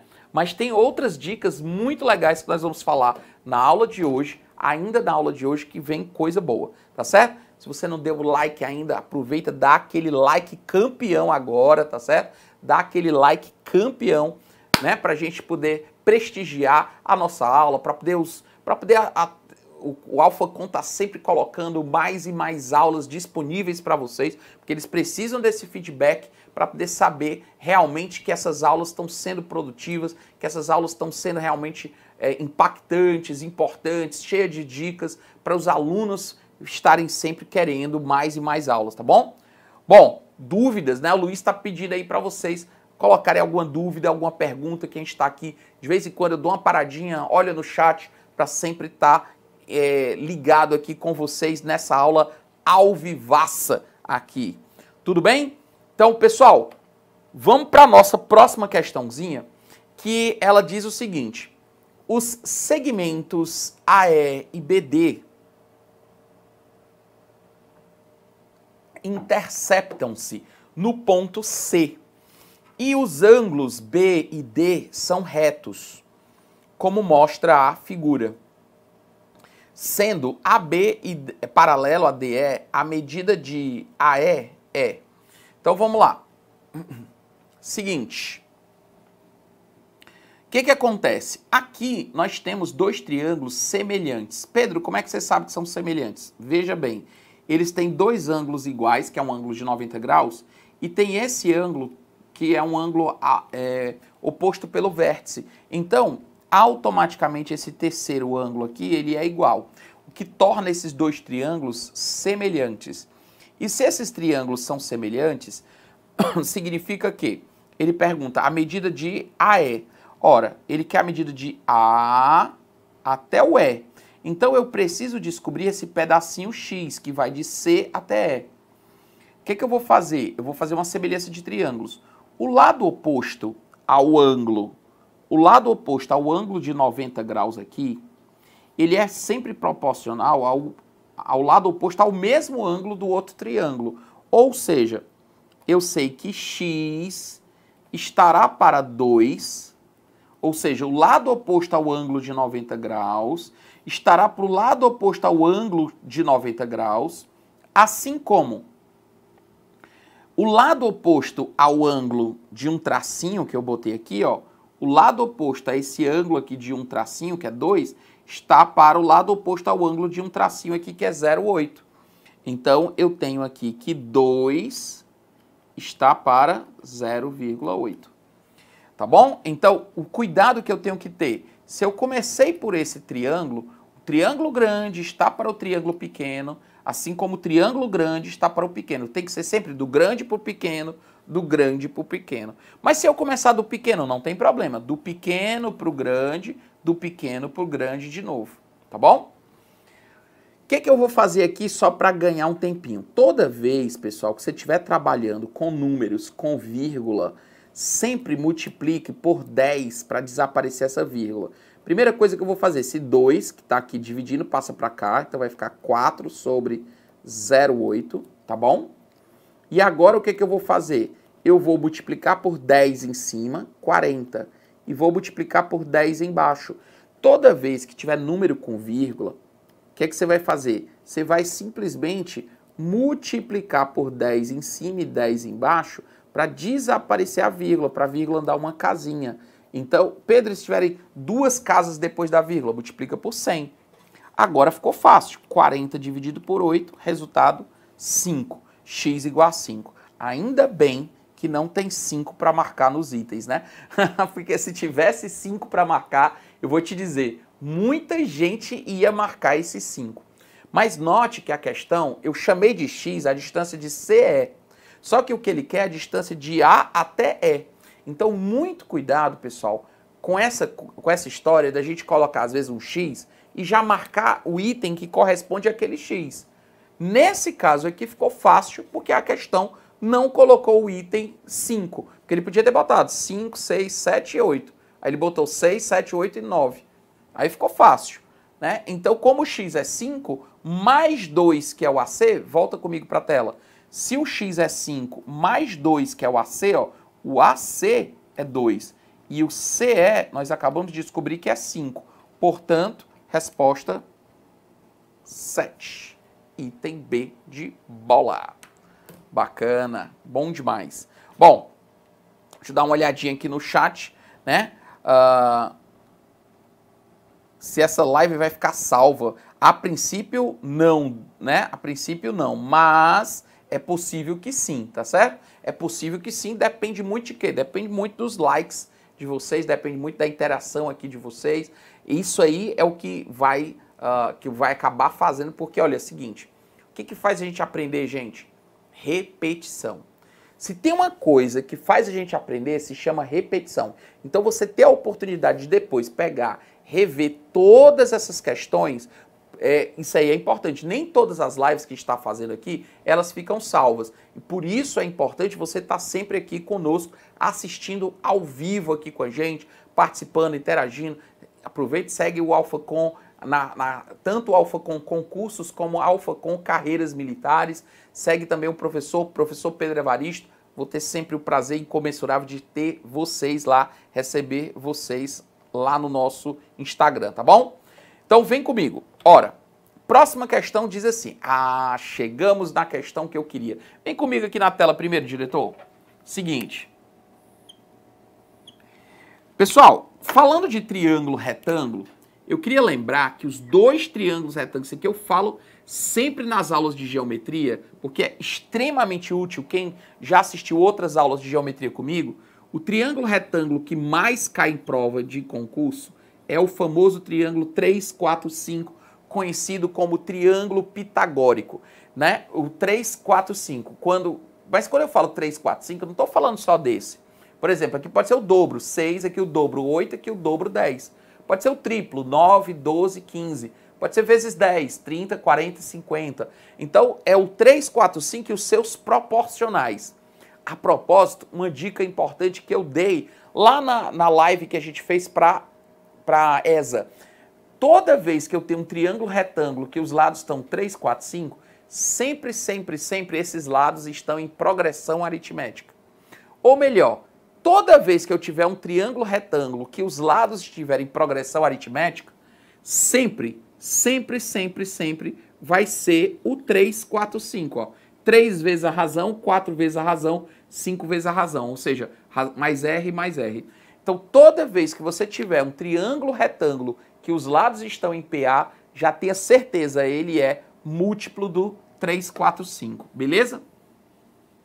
Outro triângulo campeão de prova, tá aqui o 3, 4, 5. Mas outro campeão de prova que eu tenho que saber também é o 5, 12, 13. 5, 12, 13. Quando um cateto é 5, o outro cateto é 12, a hipotenusa é sempre 13. Isso, gente, conhecer esses triângulos vai te poupar tempo na hora de resolver as questões. Vai te poupar muito tempo. Outro triângulo que é muito importante também, que eu tenho que saber também, é isso aqui, ó. Quando esse ângulo é 30 graus, o lado oposto ao ângulo de 30 graus é sempre metade da hipotenusa. Então, se esse aqui for x, significa que a hipotenusa é 2x. E esse cateto é sempre x raiz de 3. Esse daqui é outro triângulo que é muito importante para a gente saber, porque ganha tempo, tá bom? Então vem comigo para as questões. Olha aqui uma coisa, um triângulo isósceles, o que é um triângulo isósceles? Triângulo isósceles é um triângulo que tem dois lados iguais. Pedro, eu já ouvi falar que o triângulo isósceles é um triângulo que tem dois lados iguais e um diferente. Tá errado. O triângulo isósceles não é que ele tem dois lados iguais e um diferente. O que ele garante é que ele tem dois iguais. Então quer dizer que o terceiro pode ser igual também? Quer dizer, se eu tiver esse lado, os três lados iguais, eu posso chamar ele de isósceles? Sim. Mas ele é um triângulo equilátero? Sim. Todo triângulo equilátero, ele é isósceles. Isósceles significa dizer que tem dois iguais, não quer dizer que esse aqui seja diferente. Então, às vezes, tem questões que ele só garante que ele é isósceles, mas lá na frente você acaba descobrindo que ele é equilátero. Não torna a questão errada. Tá bom? Então, só um parêntese, porque muita gente pensa que isósceles significa dois iguais e um diferente, mas não é. Então, note que ele disse que o triângulo isósceles tem base 10. Pronto, aqui a base é 10. E disse que o perímetro é 36. Espera aí, perímetro é 36? Se a base é 10, 36 tirando 10, 26. 26, então sobra 13 para cá, 13 para cá. Concorda? 36 é a soma dos três lados. Se a base já é 10, sobra 26. Metade para um lado, metade para o outro, já que ele é isósceles. Ah, Pedro, legal. O que mais? Se eu traçar a altura desse triângulo retângulo, desse triângulo isósceles, eu vou dividir a base em duas partes iguais. Que partes são essas? 5 para um lado, 5 para o outro. Ah, Pedro, mas olha só. Eu acabo formando um triângulo retângulo aqui, que um cateto é 5, a hipotenusa é 13. Então, quanto é esse outro cateto? 12. O famoso 5, 12, 13. Para eu ganhar tempo. Então, se eu sei que o triângulo é o 5, 12, 13, eu já encontro rapidamente a altura. E quanto é a área de um triângulo? Base vezes altura sobre 2. E a base vai ser 10, a altura 12, que eu acabei de encontrar, sobre 2. Portanto, 120 sobre 2, resposta item A, 60. Simples, fácil, prático, gostoso e nutritivo. Viram aqui como essas técnicazinhas aceleram muito o processo de resolução? A gente começa a resolver a questão de uma maneira mais rápida, mais fluida. E na hora de uma prova, principalmente falando de prova da EA, por exemplo, que é uma prova longa, a parte de matemática, são muitas questões. A prova de matemática são 24 questões, então muito longa, e aí você tem realmente que ter essa flexibilidade, essa agilidade para fazer questões rapidamente, tá bom? Vem comigo para a próxima. Considere um quadrado de diagonais 5 raiz de 2 e um losango de diagonais 6 e 4. A razão entre a área do quadrado e a área do losango é de aproximadamente... Vem comigo aqui. Faltou um triângulo aqui para eu colocar nessa brincadeira, né? Já que eu também explanei aqui para vocês essa questão do triângulo que tem um ângulo de 30 graus, ó. Se esse ângulo aqui é 30 graus, esse que é um triângulo retângulo, sempre o lado oposto ao ângulo de 30 graus é a metade da hipotenusa. Então, depende de onde ele estiver, né? Se eu analisar o 30 graus aqui, esse aqui é metade da hipotenusa e esse que sobrou é sempre x raiz de 3. Bom, outro triângulo retângulo que é muito importante para eu saber é quando é um triângulo retângulo e isósceles, ou seja, dois ângulos iguais, dois lados iguais, mas dois ângulos iguais a 45. Quando eu tenho isso, se esse cateto é x e esse cateto é x, porque ele é isósceles, ó, a hipotenusa sempre vai ser x raiz de 2. Isso é muito útil. Até porque quando você tem um quadrado, lembre-se bem, ó, quando você tem um quadrado, o que é um quadrado? É um quadrilátero de ângulos iguais e lados iguais, tá? Então você tem os 4 ângulos iguais a 90 e os 4 lados iguais. E quando eu cruzo essa diagonal, claro que ela vai ser exatamente a hipotenusa desse triângulo. Então, se o lado desse quadrado é x, a hipotenusa é sempre quem? X raiz de 2. Ora, então, aplicando aqui esse conhecimento rápido na nossa questão, vem comigo. Considere um quadrado de diagonal, 5 raiz de 2. Quando eu sei que a diagonal aqui é 5 raiz de 2, automaticamente aqui é 5 e aqui é 5. Concorda comigo? Ó? Se a diagonal é 5 raiz de 2, eu acabei de dizer para você, vem comigo, ó, que quando aqui é x e aqui é x, a hipotenusa é x raiz de 2. Então, se eu tenho a diagonal 5 raiz de 2, os catetos vão ser x e x. Pronto. Então, já sei quanto é isso aqui. Quanto é que seria a área desse triângulo, a área desse quadrado? A área desse quadrado seria simplesmente 5 vezes 5, 25. Tudo bem? Ele disse agora que ele tem um losango.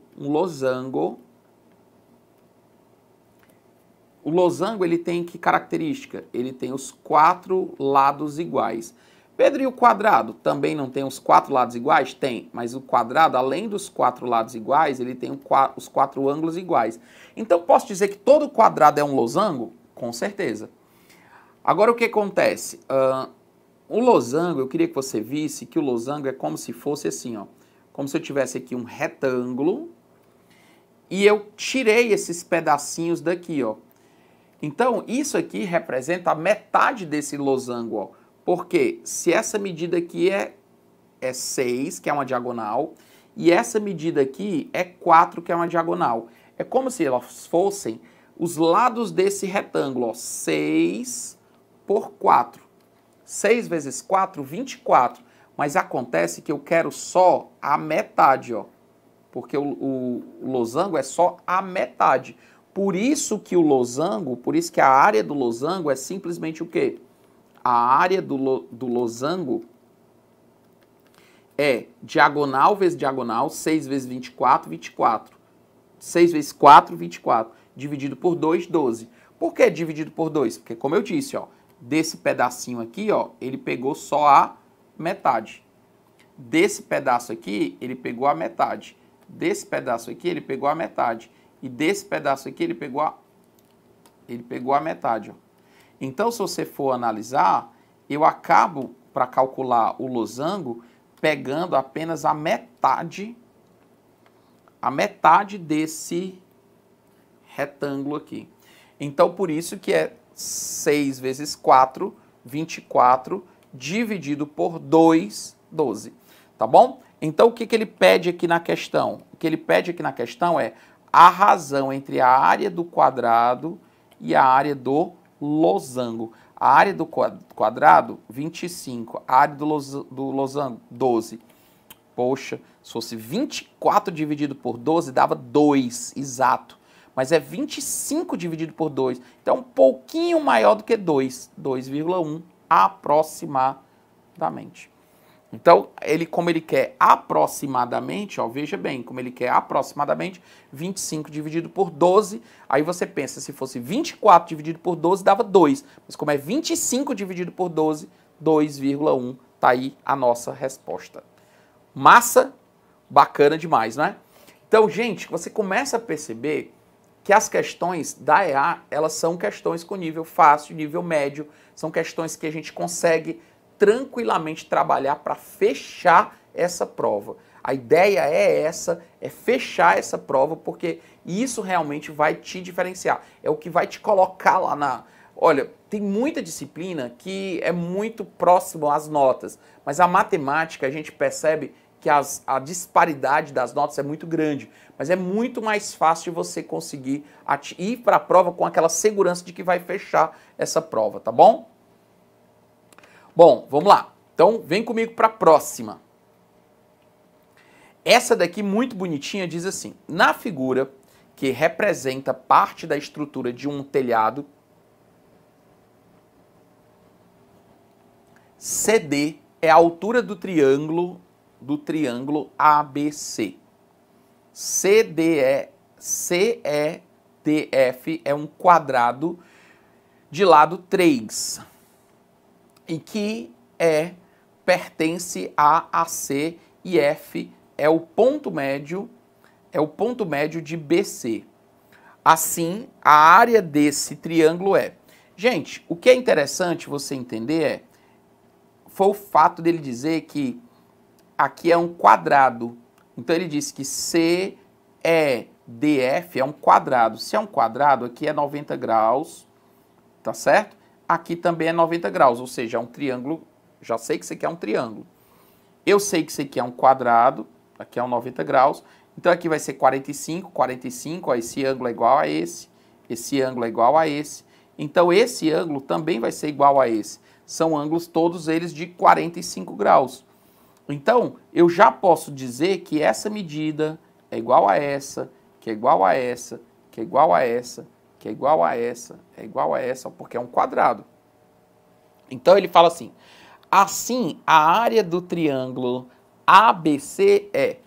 Então vamos lá, ele disse que isso aqui é um quadrado de lado 3, então aqui é 3, aqui é 3, então aqui também é 3 e aqui também é 3. Então se você for analisar, eu quero a área desse quadrado aqui, mas se esse aqui é um quadrado, bem aqui é 90 graus, tá bom?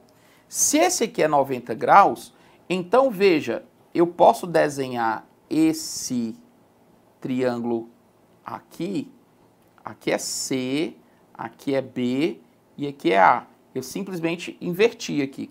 Aqui é 90 graus, tá certo? E aqui eu tinha um quadradozinho aqui dentro, assim, ó. Só que eu apaguei essa parte aqui de dentro. Só para você ver, se AC é 3 mais 3, 6, e o BC, 3 mais 3, 6. Então a área desse quadrado, desse triângulo, vai ser quem? Base. Quando você... Vem comigo aqui um instante. Toda vez que você tem um triângulo, nós sabemos que a área de um triângulo qualquer, é simplesmente base vezes a altura sobre 2, tudo bem? A área é base vezes a altura sobre 2. Acontece que quando eu tenho um triângulo retângulo, cada cateto funciona como base e o outro cateto funciona como altura. Então, quando você tem um triângulo retângulo assim, olha lá, esse cateto funciona como base e esse cateto funciona como altura. Então, eu posso dizer que a área de um triângulo retângulo é base vezes altura sobre 2 ou simplesmente cateto vezes cateto sobre 2, tá bom? Acontece que quando eu deito esse triângulo assim, coloco a hipotenusa como base, note que eu tenho o que a gente chama de altura relativa à hipotenusa. E a área desse triângulo também fica base vezes altura sobre 2. Mas é o mesmo triângulo. Ah, Pedro, se é o mesmo triângulo, então eu posso dizer que B vezes C é igual a A vezes H. Exatamente, é igual, ó. É uma relaçãozinha métrica do triângulo retângulo. Então, por isso que eu posso relacionar, se eu tenho se eu tenho dois catetos, eu encontro a hipotenusa. Com dois catetos e a hipotenusa, você encontra a altura relativa à hipotenusa fazendo isso, ó. B vezes C igual a A vezes H. Mas, na verdade, o que é que você está fazendo? Base vezes a altura sobre 2 é igual a base vezes a altura sobre 2. É em relação a quem? Então, isso é uma maneira de encontrar a altura relativa à hipotenusa. Então, volta para a questão. Nessa questão, esse cateto 6 é como se fosse a base. E o outro cateto 6 é como se fosse a altura. Então, base vezes a altura sobre 2. 6 vezes 6, 36, dividido por 2, 18. Então, a área que ele está procurando é de 18 metros quadrados. Tinham outras maneiras de resolver essa questão, sem dúvida, mas essa daqui, inevitável não, inquestionavelmente é a mais simples, a mais fácil de se resolver. Você podia sair resolvendo a área de todos os triângulos e tal. Tinham várias soluções, mas essa daqui, sem dúvida, a mais simples. Massa? Vem comigo para a próxima. A figura representa o logotipo de uma empresa que é formado por dois triângulos retângulos congruentes e por um losango. Considerando as medidas indicadas, a área do losango é...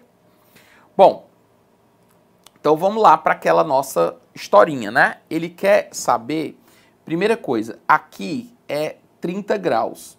Se aqui é 30 graus, quanto é isso aqui? 60 graus. Se aqui é 30 graus, então aqui é quanto? 60 graus. Eu sei que um ângulo raso desse aqui todinho é exatamente 180. Então tá faltando quanto aqui?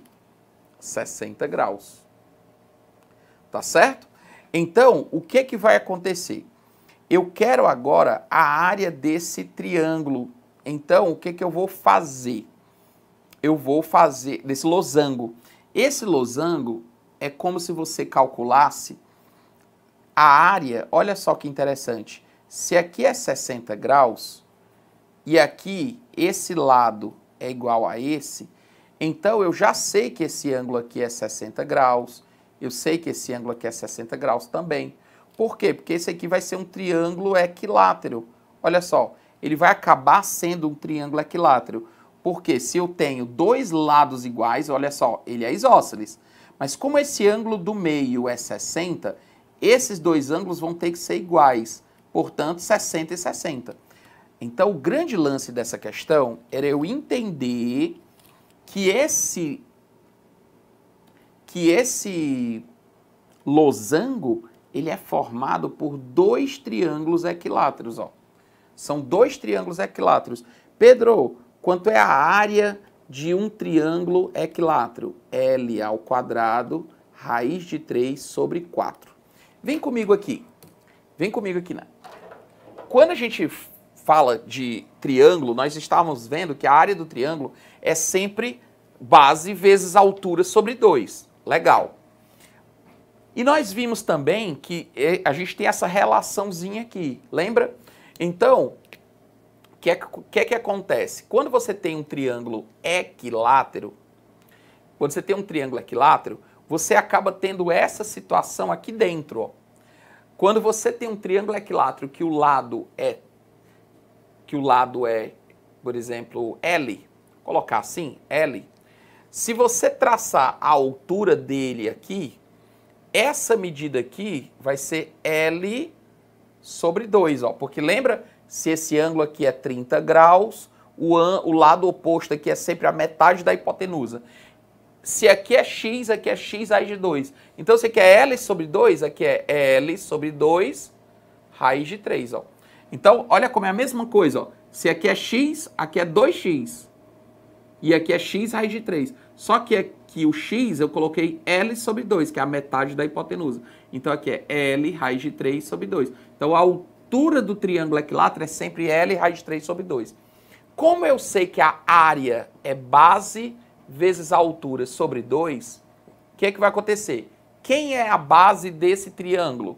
É o L sobre 2. Aqui é a mesma coisa, base vezes a altura sobre 2, é a mesma coisa que 1/2 da base vezes a altura. Mesma coisa, 1/2 da base. Quem é a base? É o L. E quem é a altura? L raiz de 3 sobre 2. L raiz de 3 sobre 2. Por isso que a área de um triângulo ao quadrado, de um triângulo equilátero é L vezes L, L ao quadrado, raiz de 3 sobre 2 vezes 2, 4. Ó. Por isso que essa é a fórmula da área de um triângulo equilátero. L ao quadrado, raiz de 3 sobre 4. Então, se um dia você esquecer, é simples de você lembrar que essa é a base de tudo. Ó. É sempre lembrar disso aqui. Então, se você sabe que esse lado é L, aqui é L sobre 2. Então, L sobre 2, raiz de 3. E aí eu sei rapidamente quanto é essa medida. Portanto, o que é que vai acontecer? Vem comigo aqui para a tela. Nesse caso, a área do losango dessa questão serão 2 vezes a área de um triângulo equilátero, que é L ao quadrado, raiz de 3 sobre 4. Portanto, eu vou saber que dá para cancelar aqui rapidamente esse 2 com esse 4, aqui fica 2, 3 ao quadrado, 9, e 9 dividido por 2 vai sobrar o quê?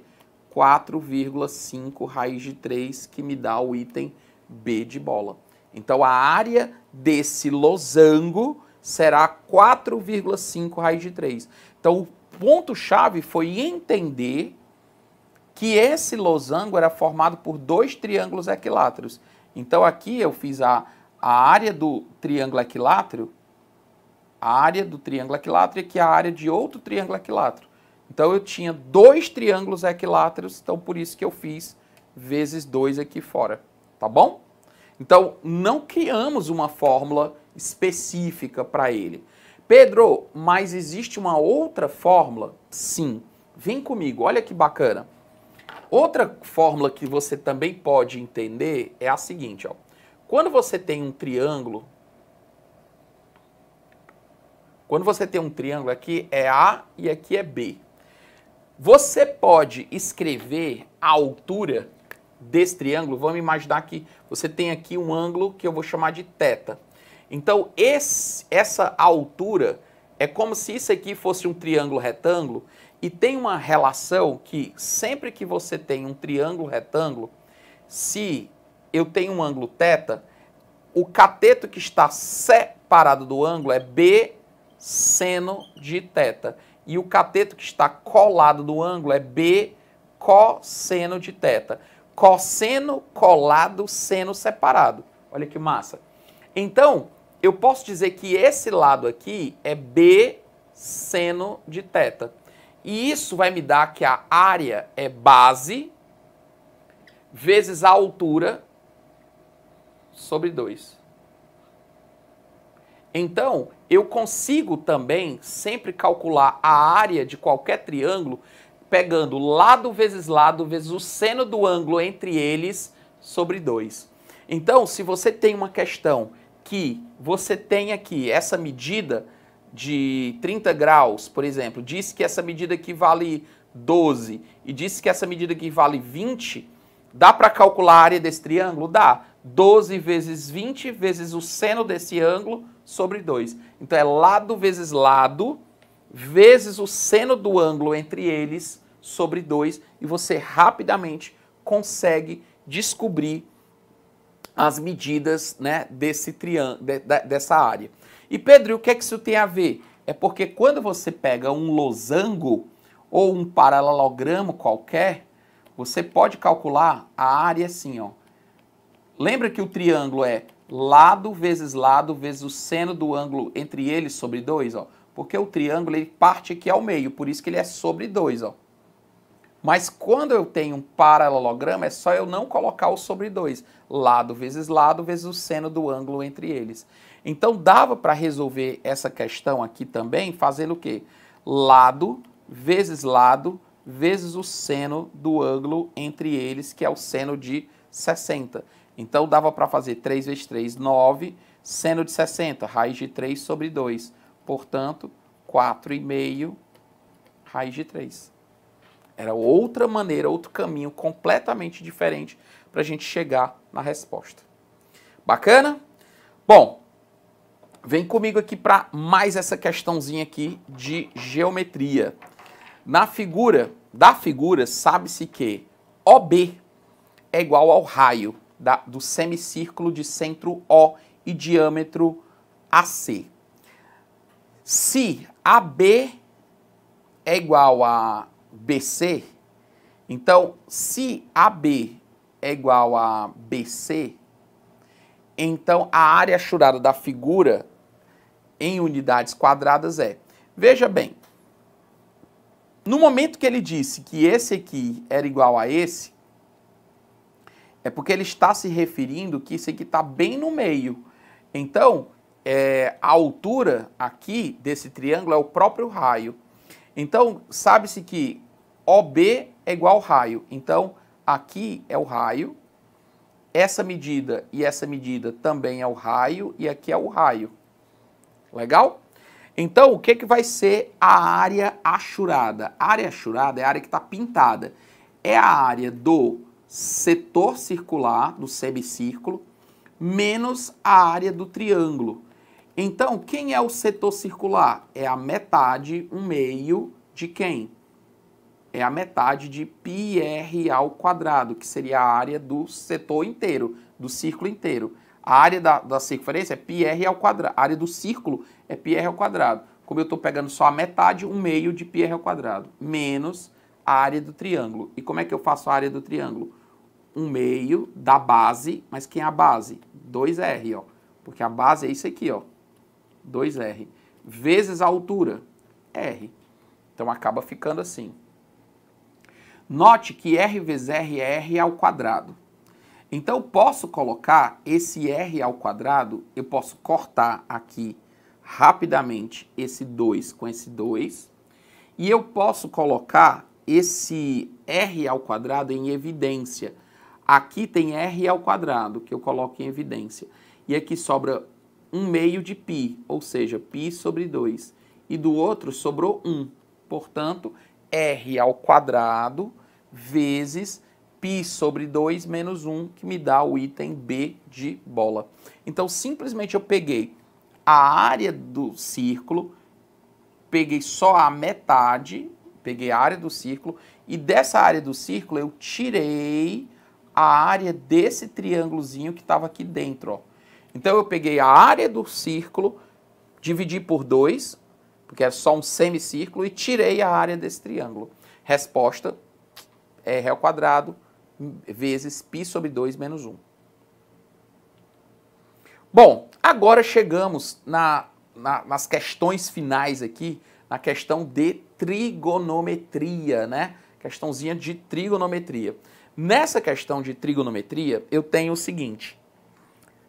Se o seno de 10π sobre 7 é igual a x, então calcule quem é o seno de 3π sobre 7 e o seno de 4π sobre 7. A questão é a seguinte, ó. O ponto-chave dessa questão é você determinar quanto você tem, em que quadrante você está, por exemplo, e depois você colocar o seguinte, você saber bem aqui que aqui é 0, aqui é π sobre 2, aqui é π, que é meia volta, aqui é 3π sobre 2, 3π sobre 2, tá certo? Bom, então, o que acontece? Quando você tem, se o seno de 10π sobre 7 é igual a x, calcule quem é o seno de 3π sobre 7 e o seno de 4π sobre 7. Então, o que vai acontecer aqui nessa questão? Eu sei que 10π, né, se você pegar o 10π sobre 7, ele vai dar, interessante você entender quanto é que é aproximadamente aí o 10π sobre 7. Se você pegar 10 e dividir por 7, vai dar mais ou menos 1,4, tá? Então eu sei que o π, só para você ter a noção da questão do quadrante, né? Eu sei que aqui é como se fosse 0, π sobre 2 é como se fosse meio π, 1π, 1,5π e 2π. Então aqui é como se fosse 1,5π. E uma volta toda é 2π. Quando eu pego 2,5, tá? Quando eu pego 10π sobre 7, esse valor 10π sobre 7, 10π sobre 7, esse valor aqui, ele é um valor que está no terceiro quadrante. E no terceiro quadrante, o seno, ele é sempre, o seno no terceiro quadrante, ele é negativo.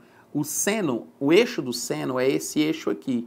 Então, o seno é positivo no primeiro e no segundo quadrante e ele é negativo no terceiro e no quarto. Então, essa questão é só você se tocar desse detalhe. X é um resultado que ele é negativo. Embora esteja assim x é negativo, tá bom? O que acontece? Se você pegar o 3π sobre 7 e o 4π sobre 7... Veja que 3π sobre 7 dá mais ou menos 0,4 4, por aí assim. Então esse valor aqui seria um valor do primeiro quadrante, que é o quê? Positivo. Só que se o x é negativo, então esse valor aqui vai ser quem? Menos x. E o 4π sobre 7, também só fazendo uma estimativa, 4 dividido por 7, ele deve dar aí aproximadamente 0,50 e pouco. Ou seja, cai no segundo quadrante. Então, só o fato de você saber isso, se esse aqui é terceiro quadrante e é x, os outros dois que são primeiro e segundo quadrante vai ter que ser o quê? Menos x. Então, a resposta vai ser item D. Essa é a primeira possibilidade. A primeira solução rápida e prática. A segunda possibilidade é você entender que todos esses ângulos aqui, eles são iguais de valores, ó. Em módulo, esses resultados são iguais, que é quando essa medida que falta para cá, ela é igual a essa medida que falta para cá. Então, se você pegar o ângulo 10x, se você pegar o ângulo 10π menos 7 menos π aqui, você vai encontrar que esse resultado é 3π sobre 7. Ele é igual. Então, esse ângulo aqui, que é o 10π sobre 7, ele é equivalente no primeiro quadrante a 3π sobre 7. Eles são, em números, são iguais. Você só precisa ver que eles são iguais. Então, se você pegar 10π menos 7 e tirar menos π, ele dá exatamente 3π sobre 7. E o 3π sobre 7, ele equivale exatamente no segundo quadrante a 4π sobre 7. Por isso que eles todos são iguais. Eu já tinha percebido que as respostas eram todas assim, x, x. Ele só estava se preocupando com o sinal. Por isso que a primeira coisa que eu fiz foi me preocupar em que quadrante o 3π sobre 7 e o 4π sobre 7 estão. Ou seja, como eu encontrei que era primeiro e segundo quadrante, eu já sabia que o resultado era um sinal contrário do x.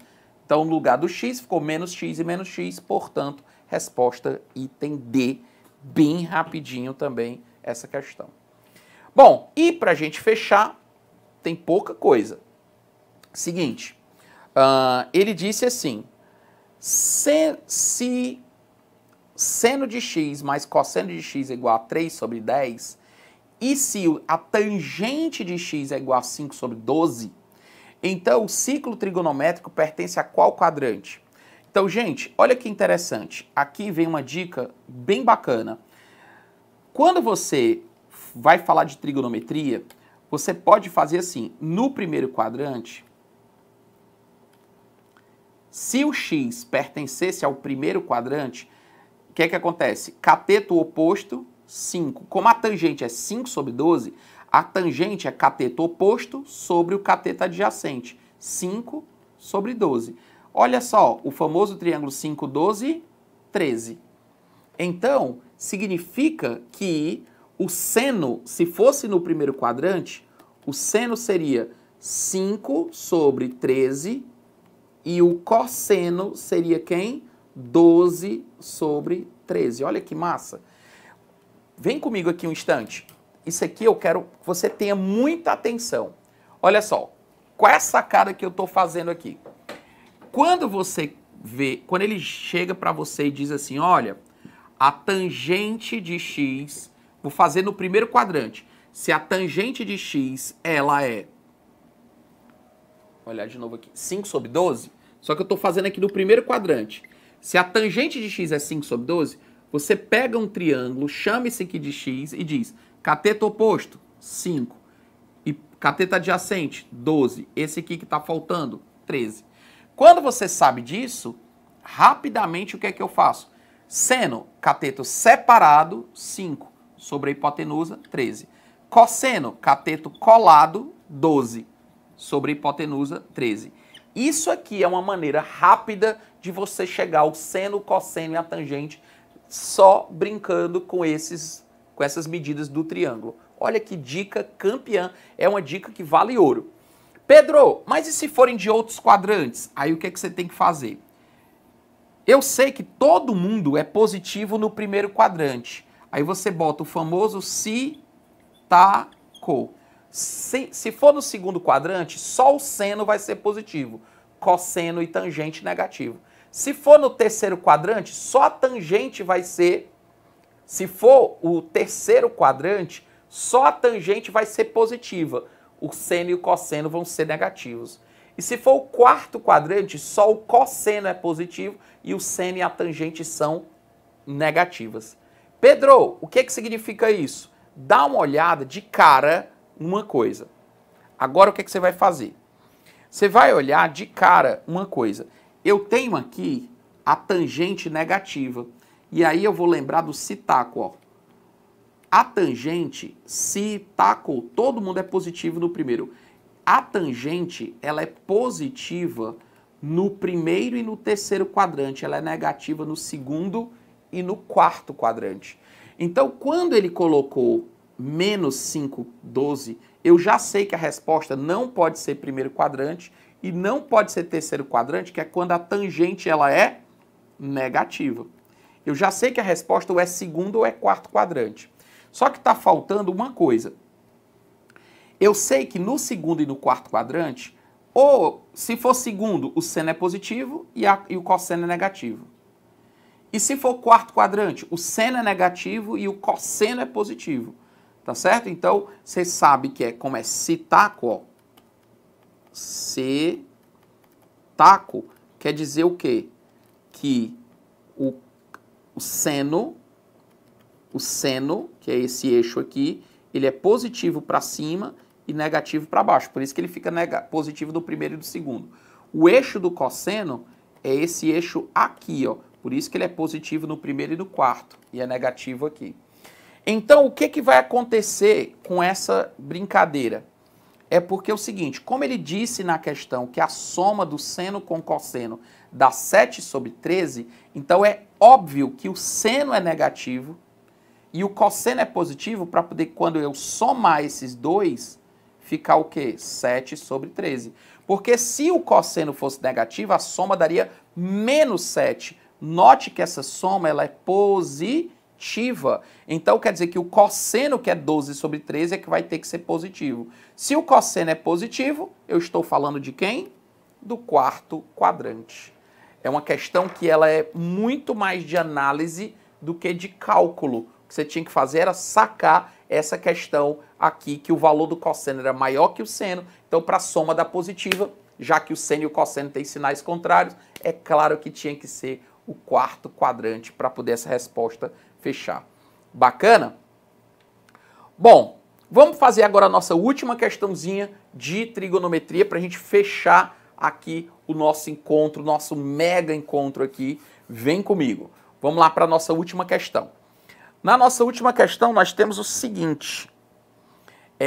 Sempre quando você tem secante, cossecante, para você lembrar, é só você fazer o seguinte, ó. É a regra da terceira letra, ó. 1, 2, 3. A terceira letra é um C. Então, isso aqui é o inverso do cosseno, ó. Cossecante. Regra da terceira letra. 1, 2, 3, ó. Letra S. Então, aqui é o inverso do seno. Eu vejo muito aluno se confundindo. Secante, achando que é o inverso do seno. E a cossecante é o inverso do cosseno. Então, o segredo é a regra da terceira letra. Pedro, e a propósito? E a cotangente? Mesma coisa, ó. Cotangente. Regra da terceira letra. É o inverso da tangente. Então, é cosseno sobre seno. Tá bom? Então, vamos aqui organizar essa questão. Então, eu tenho aqui a seguinte situação. Eu posso transformar todo mundo em seno e cosseno e tentar resolver aqui a minha expressão. Ou transformar todo mundo em tangente. Nós temos aqui, tirando o MMC aqui em cima, o MMC vai dar tangente. Então, tangente vezes 1 dá tangente mais 1. Tudo sobre 1 mais a tangente de x. E a cossecante, 1, 2, 3, é o inverso do cosseno. Ó. Então, isso aqui é o inverso do seno. 1 sobre seno. E a cossecante, 1, 2, 3, é o inverso do cosseno. Tudo bem? Agora, o que eu vou fazer? Repete o primeiro, 1 mais tangente de x sobre a tangente de x, só fiz trocar de lugar, vezes o inverso do segundo, ó. Aí vai ficar 1 mais tangente de x. Eu inverti. Mais. Aqui eu vou repetir o primeiro, que é seno, vezes o inverso do segundo, ó, cosseno sobre 1. Quando você simplificar, olha só, isso aqui ficou igualzinho a isso aqui. Então ficou 1 sobre tangente. E o que é 1 sobre a tangente? O que é o inverso da tangente? É a cotangente de x. E aqui ficou cosseno dividido por seno. E cosseno dividido por seno, nós vimos que é exatamente a cotangente.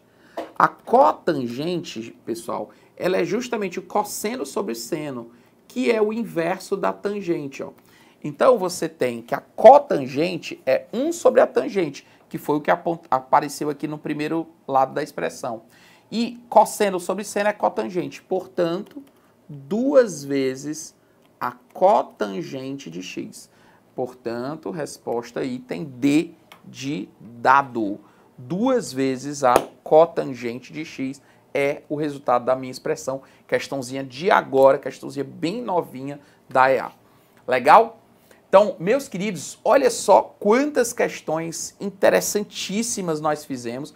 Olha, na verdade só faltam 2 questõezinhas. Diretor, posso fazer mais 2 questõezinhas? Dá tempo aí? Rapidinho aqui. Olha, vamos fechar aqui para a gente fazer o nosso material completo, mas esse aqui não vai demorar mais do que 2 minutos. Vem comigo. Só para a gente fechar as 2 questõezinhas de logaritmo. Logaritmo assim, seja x um número real positivo e diferente de 1, assim. Olha o que acontece aqui com essa expressão. Eu tenho o logaritmo de 1. O logaritmo de 1 em qualquer base é sempre quanto? 0. E o logaritmo de A na base A, ou seja, 2 valores iguais, é sempre igual a 1. Portanto, isso aqui é quanto? 1. Resposta item C. Olha que questão fácil que aconteceu. Bastava eu saber que o logaritmo de 1 em qualquer base, não interessa, isso aqui é 0. Contanto que essa base seja positiva e diferente de 1, que essa condição ele deu. E se eu tenho o logaritmo de A na base A, isso aqui quanto é? 1. E o logaritmo de A elevado a N na base A, a propósito, esse aqui é igual a N. Legal? Portanto, resposta item C. Bem fácil. E a última questão foi saber o seguinte. Eu sei que o logaritmo de A vezes B é o log de... Vou colocar outras letras. Logaritmo de P vezes Q é o logaritmo de P mais o logaritmo de Q. Tudo bem? Então, ele diz que, na verdade, ele quer quanto é o logaritmo de... Quanto é que é A mais B. Só que o A é logaritmo de raiz de 3 mais 1 na base 4. E o B é logaritmo de raiz de 3 menos 1 na base 4 também, viu, gente? Aqui faltou só uma digitaçãozinha, que é base 4 também. Como eles têm bases iguais, aí eu posso fazer o quê? Eu posso juntá-los e multiplicar raiz de 3 mais 1 vezes raiz de 3 menos 1. Lembra que nós temos que A menos B, quando multiplica por A mais B, esse produto é sempre A ao quadrado menos B ao quadrado. Pois é o que vai acontecer aqui. Raiz de 3 ao quadrado, 3. Menos 1 ao quadrado, 1. Então aqui vai ficar o logaritmo de 2 na base 4. Bom, e quanto é o logaritmo de 2 na base 4? É 2 elevado a 1 na base 2 elevado a 2. E sempre que eu tenho o logaritmo de A elevado a N na base A, isso aqui vai dar N. Mas se aqui está elevado a M, fica N sobre M. E é o que vai acontecer aqui, 1 sobre 2. Simplesmente eu vou pegar aqui 1, 2, e aí vai ficar 1 sobre 2. Resposta item C. Ah, meu amigo, agora terminamos só para a gente poder ter nossa meta cumprida, tudo bem direitinho, todas as nossas questões. Muitíssimo obrigado a todos os alfartanos, alfartanas que estão aqui conosco, nos assistindo, que ficaram até o fim, guerreiros, companheiros, valeu demais. Gente, essa jornada foi muito bacana, uma série de questões interessantes, muitas delas da prova de 2020, 20, da prova de 2019, provas bem recentes. Então é isso que a gente tem que fazer, refazer questões, refazer e refazer questões. Quando eu digo refazer, é tudo que eu vi com essa aula, pegue o material depois de novo sozinho e refaça todas essas questões, tá certo? No teu material até aquele 4zinho estava correto lá, tá? Só na hora que eu passei para o PowerPoint foi que sumiu. Então, é isso aí. Muitíssimo obrigado. Segue a gente lá nas redes sociais. Obrigado aí, João Vitor, que estava aí com a gente. Obrigado, Luiz, Gabriel, Paulinha. Valeu demais. Tamo junto. Lorena, Luane, todo mundo que estava aqui. Todos os alfartanos que estavam aqui trabalhando forte nessa tarde. Tamo junto. Segue a gente lá nas redes sociais, @Pedro Evaristo. Segue o Alfa Concursos e Alfa Carreiras Militares também. Estamos trabalhando forte para a construção do seu conhecimento. Muitíssimo obrigado. Até a próxima. Tamo junto. Para o alto e avante. Valeu.